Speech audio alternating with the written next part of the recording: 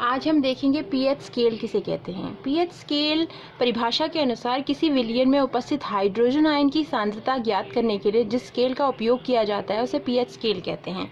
मतलब क्या हुआ, पीएच किसी विलयन की अम्लता या क्षारीयता का माप है।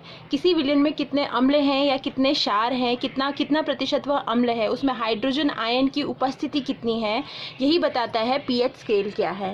पीएच में पी का मतलब होता है पावर, एच का मतलब होता है हाइड्रोजन, तो इसका मतलब पीएच का मतलब हो गया पावर ऑफ हाइड्रोजन। इसमें पी जो सूचक है इसको पुसांस एक जर्मन शब्द है से लिया गया है। इसका मतलब होता है शक्ति।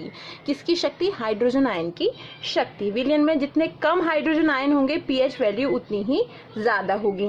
इसे हम पीएच स्केल पर 0 से 14 के पैमाने पर हम नाप सकते हैं। यहाँ पर देखिए, यहाँ पर एक स्केल बना रखा है जिसमें 0, 1, 2, 3, 4, 5, 6, 7, 8, 9, 10, 11, 12, 13, 14 तक एक स्केल दिया गया है, जिसमें 3 मेन पॉइंट हैं, 0, 7 एंड 14। और 7 से लेकर 0 तक, अगर 7 से हम बैकवर्ड काउंटिंग करें 6, 5, 4, 3, 2, 1, तो ये बढ़ती हुई अम्लीयता को दिखाता है। यानी कि किसी विलयन की अम्लीयता बढ़ेगी अगर उसका पीएच 6 से 5, 5 से 4, 4 से 3 होते जाएगा तो। और उसी तरह क्षारीयता का है, अगर क्षारीयता 8 है, 9 है, 10 है, बढ़ते जाएगी आगे को, तो ये प्रबल क्षार के लक्षण को दिखाता है। 7 से 14 को प्रबल क्षार और 1 से 7 तक प्रबल अम्ल, यानी कि ये नीचे को पीछे को बढ़ता जाएगा तो ये प्रबल अम्ल होते जाएगा, ये आगे को बढ़ता जाएगा तो ये प्रबल क्षार होते जाएगा। 7 अगर किसी विलयन का पीएच है तो 7 जिस विलयन का पीएच होता है उसे हम उदासीन विलयन कहते हैं। उसमें ना ही अम्लीय लक्षण आएंगे और ना ही क्षारीय लक्षण आएंगे। अब यहाँ पर हम कुछ पदार्थ लेते हैं और उनका पीएच कितना है हम वो जानते हैं।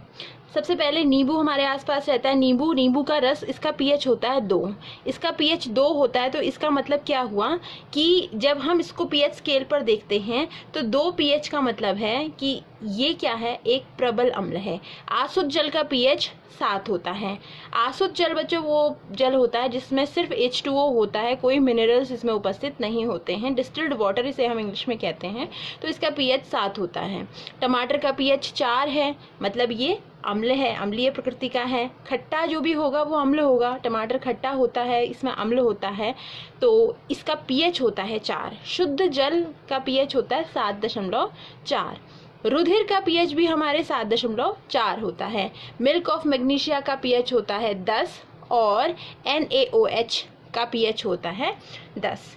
तो हमारे शरीर में रक्त का संचार जो होता है वो रक्त द्वारा जो ऑक्सीजन का संचार होता है, हमें पता है बच्चों, आपको पता होगा कि रुधिर हमारे शरीर में ऑक्सीजन का संचरण करता है। तो हमारे शरीर में रुधिर का जो संचरण होता है, रुधिर क्या करता है, ऑक्सीजन को कैरी करता है, तो उसके लिए भी एक निश्चित पीएच की आवश्यकता होती है। वो पीएच होता है 7.4 पीएच पर। जब हमारा पीएच 7.4 से कम हो जाता है, ठीक है, तो हमारे रुधिर में बैक्टीरिया, वायरस, फंगस, ये सब हमारे रुधिर में हमें इन्फेक्शन करने लगेंगे अगर पीएच 7.4 से कम हो जाएगा। ऐसे ही इसके अतिरिक्त भी कुछ चीज़ें हैं हमारे आसपास जिनके हम जानते हैं, जैसे आंसू है, आंसू का पीएच भी 7.4 होता है। दूध है, दूध में आपको पता है लैक्टिक एसिड होता है, तो दूध का पीएच होता है 6.4। समुद्री जल का पीएच, समुद्री जल क्षार होता है, क्षारीय होता है, तो उसका पीएच होता है 8.5। हमारे मुंह में जो लार है, लार का पीएच का परास जो होता है वो 6.5 से 7.5 तक होता है। तो ये था सब कुछ पीएच के बारे में। उम्मीद है आपको समझ में आया होगा। धन्यवाद।